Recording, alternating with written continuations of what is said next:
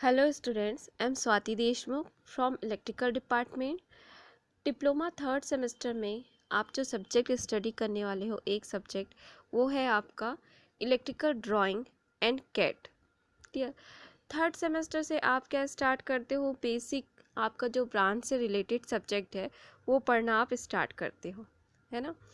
तो ये जो सब्जेक्ट है वो क्या है आपका electrical drawing and cat.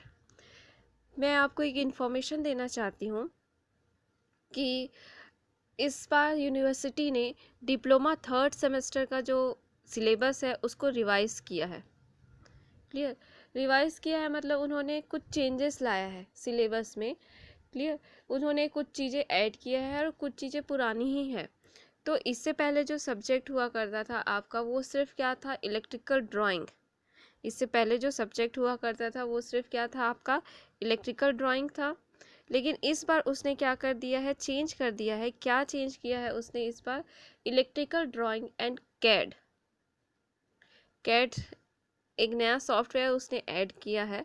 Clear, तो आपको ये जो कैड सब्जेक्ट है ना वो बेसिकली आपका जो अभी तक सिविल और मैकेनिकल के स्टूडेंट्स पढ़ते थे, लेकिन इस बार उसने अब इलेक्ट्रिकल वालों को भी एक नया सॉफ्टवेयर सीखने के लिए ये सिलेबस में ऐड कर दिया है कैड, जिसे हम उसको पूरा एक यूनिट बना दिया है उसने। यूनिट 5 में पूरा कैड ही है।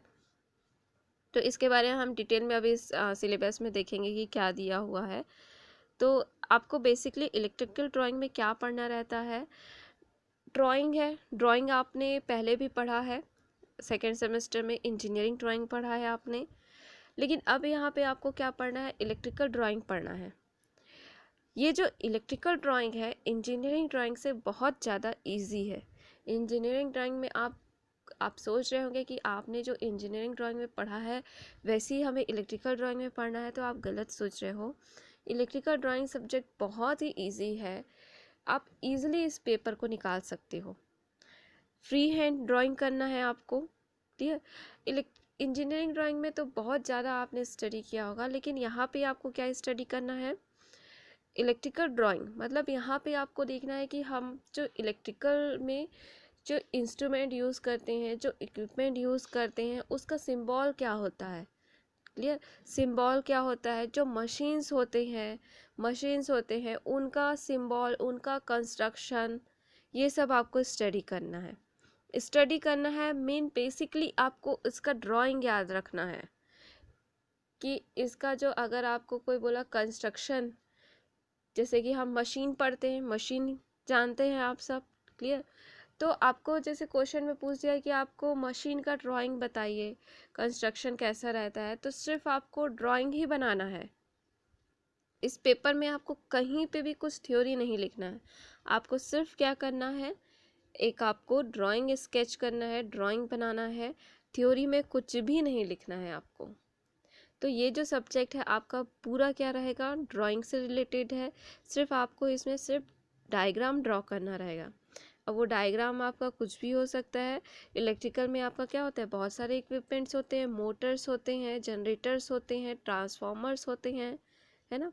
तो ये सब के टाइप्स होते हैं, कंस्ट्रक्शंस होते हैं, वाइंडिंग्स लगी होती हैं। तो इन्हीं सब के ऊपर ये सब्जेक्ट है इलेक्ट्रिकल ड्राइंग।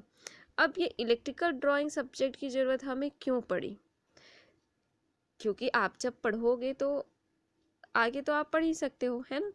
तो हमें इस इलेक्ट्रिकल ड्राइंग सब्जेक्ट की ज़रूरत क्यों पड़ी, क्योंकि अगर देखिए आप कहीं भी किसी भी जगह पे आप काम करने जाते हैं तो सबसे पहले क्या बनाया जाता है, लेआउट बनाया जाता है। और लेआउट में क्या रहता है आपका, एक सिंगल पेज में आपको पूरा, जैसे अगर आपको वायरिंग ही करना है किसी हाउस का वायरिंग करना है तो आप कैसे करोगे, सबसे पहले तो एक ड्राइंग बनाओगे ना। तो इलेक्ट्रिकल ड्राइंग क्यों ज़रूरी है, ताकि हम जहाँ पे वर्क कर रहे हैं वहाँ पे हमें क्या करना पड़ता है, लेआउट बनाना पड़ता है किसी भी कनेक्शंस का। तो वहाँ पे हमें क्या आना चाहिए, ड्राइंग आना चाहिए। अब यहाँ पे एक चीज़ और आता है, जैसे कि हमारे इलेक्ट्रिकल सब्जेक्ट्स में बड़े बड़े मशीन्स होते हैं, जैसे कि ट्रांसफॉर्मर्स होता है, जनरेटर होता है, मोटर होते हैं, उसके टाइप्स होते हैं। तो आप डायग्राम में उन सब चीज़ों को तो नहीं ऐड कर सकते हो ना। डायग्राम में आप देखोगे उनका कंस्ट्रक्शन तो बहुत ही ज़्यादा बड़ा रहता है साइज़ में, है ना। तो उन सब को तो आप अगर किसी का लेआउट बना रहे हो, किसी प्लांट का लेआउट बना रहे हो, तो उस उतने बड़े डायग्राम को तो आप लेआउट में नहीं बना सकते ना। तो उनके लिए कुछ सिंबल्स होते हैं, ठीक है। तो इलेक्ट्रिकल ड्राइंग क्यों ज़रूरी है आपका, कि आप जहाँ पे वर्क कर रहे हो, चाहे आप कमर्शियल एरिया में वर्क कर रहे हो, इंडस्ट्रियल एरिया में वर्क कर रहे हो, तो वहाँ पे आपको ड्राइंग की ज़रूरत पड़ती ही है। किसी चीज़ का इंस्टॉलेशन कर रहे हो, वायरिंग कर रहे हो, तो वहाँ पे हमें क्या करना पड़ता है, लेआउट बनाने की ज़रूरत रहती है। इसलिए इस सब्जेक्ट को ऐड किया गया इलेक्ट्रिकल ड्राइंग। लेकिन इस सब्जेक्ट में आपका एक और ऐड कर दिया है, क्या कर दिया है वो, कैट। कैट क्या है आपका, एक सॉफ्टवेयर है, ठीक है। सॉफ्टवेयर ये नया ऐड किया है ताकि हम, जैसे कि आप आजकल जानते हो कि बहुत ही एडवांस हो गया है, हर हर चीज़ को कंप्यूटर ने रिप्लेस कर लिया है।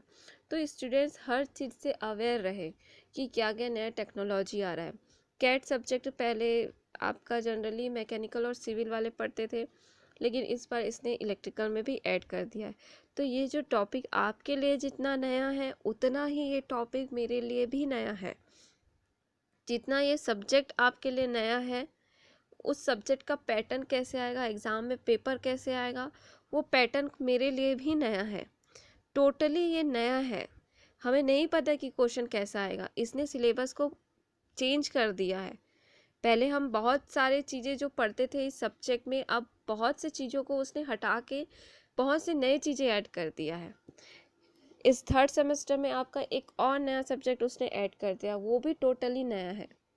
क्लियर। तो आप ये सब्जेक्ट को मैं अपने एक्सपीरियंस से पढ़ाने का ट्राई करूँगी कि किस टाइप का क्वेश्चन आ सकता है, ये हम देखेंगे। तो अभी मुझे पता नहीं है कि कैट वाले चैप्टर से क्या क्वेश्चंस आएंगे, इस पूरे सब्जेक्ट से कैसे क्वेश्चन आएंगे मुझे नहीं पता है अभी, क्योंकि सिलेबस उसने पूरा ही चेंज कर दिया है। कुछ कुछ चीज़ें ही उसने रखी है ओल्ड सिलेबस से, बाकी बहुत से उसने नए चीज़ें इस सिलेबस में इंक्लूड कर दिया है। तो टोटल आपका इसमें जो है 5 चैप्टर्स हैं, unit 1, unit 2, unit 3, unit 4 and unit 5। Clear. तो यहाँ पे देखिए, यूनिट 1 में हमें जो पढ़ना है वो क्या पढ़ना है आपको, use a standard symbol and codes for representing electrical and electronics component. Unit 1 में आपको जो पढ़ना है वो क्या पढ़ना है आपको, यूनिट 1 में सिंबल्स पढ़ने हैं। इलेक्ट्रिकल इंजीनियरिंग में जितने भी मशीन्स होते हैं, जितने भी इक्विपमेंट्स होते हैं, उन सब का आपको क्या पढ़ना है, सिंबल्स पढ़ना है। तो फर्स्ट यूनिट तो इजी है आपका। जैसे कि हम जानते हैं कि जनरेटर क्या काम करता है, आपका इलेक्ट्रिसिटी प्रोड्यूस करता है। वहीं अगर हम मोटर की बात करें तो मोटर क्या काम करता है, जो इलेक्ट्रिकल एनर्जी है उसको मैकेनिकल एनर्जी में कन्वर्ट करता है। और बहुत सारे इक्विपमेंट होते हैं इलेक्ट्रिकल इंजीनियरिंग में, जिसका आपको क्या पढ़ना है, सिंबल्स पढ़ना है इलेक्ट्रिकल और इलेक्ट्रॉनिक्स कंपोनेंट का। क्लियर। तो यहाँ पे आप फर्स्ट यूनिट में क्या पढ़ोगे, symbol and codes for representing electrical and electronics component. बहुत ही इजी सब्जेक्ट है ये, और फर्स्ट यूनिट इजी है, आपको सिर्फ सिंबल्स रखने हैं याद। क्लियर। कम से कम आपका 300 सिंबल्स हैं जो आपको याद रखने होंगे, उसमें से आपका सिंबल्स ही आएगा फर्स्ट यूनिट से। तो सेकेंड यूनिट है आपका draw installation mounting and layout details of power and safety equipment. Clear. अगर आप इसका डिटेल में स्टडी करना चाहेंगे तो आपका ये आपको डिटेल में दिखा रहे हैं। ये आपका फर्स्ट यूनिट था, ये जो दिख रहा है आपका वो क्या था, फर्स्ट यूनिट था। क्लियर। अब सेकेंड यूनिट है आपका, दिस इज सेकेंड यूनिट।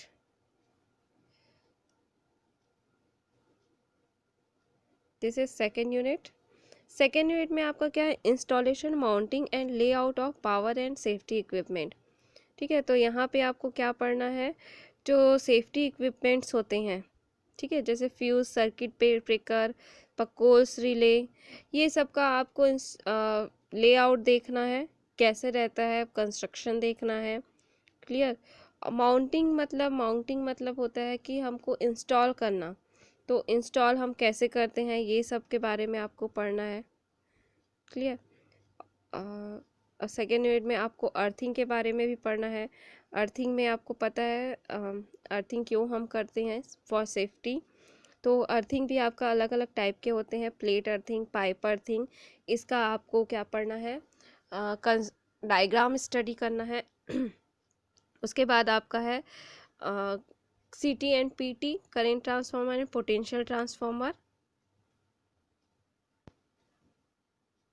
तो ये सब हम आगे अभी डिटेल में स्टडी करेंगे। एक्चुअल में आपको ये सब्जेक्ट में डिटेल में पढ़ना ही नहीं है, आप अदर सब्जेक्ट्स में पढ़ेंगे। आपको सिर्फ यहाँ पे क्या याद रखना है, डायग्राम याद रखना है।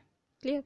जो थर्ड यूनिट है आपका constructional features of electrical machine.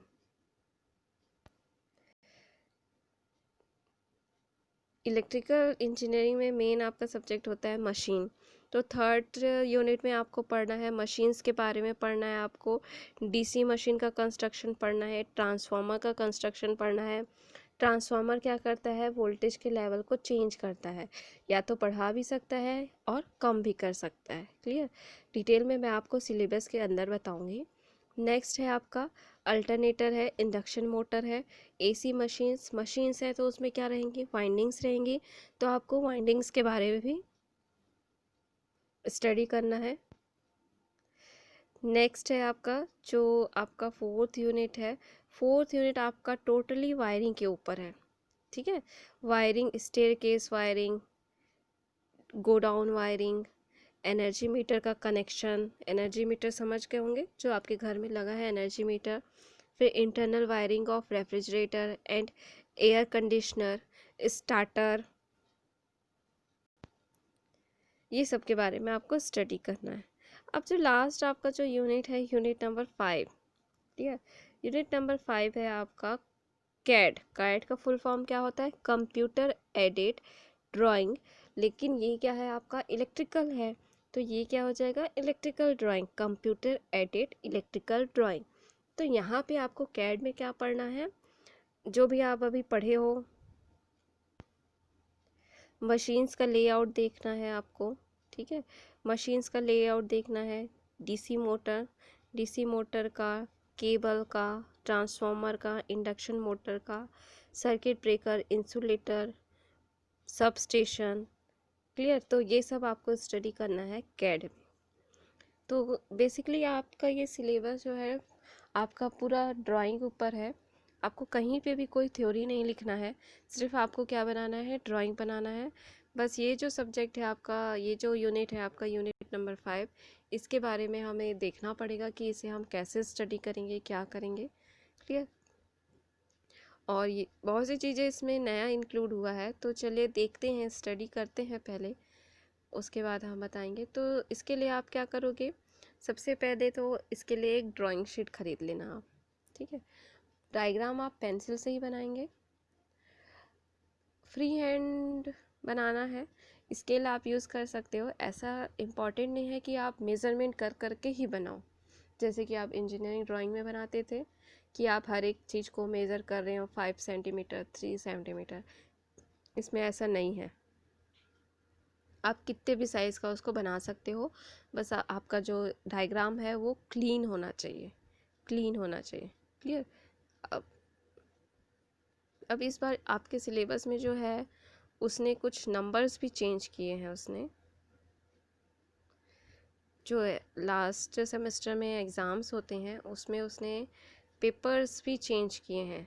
अभी तक आप क्या करते थे, 100 मार्क्स का पेपर देते थे, लेकिन इस बार जो यूनिवर्सिटी ने चेंज किया है वो क्या चेंज किया है कि जो एंड सेमेस्टर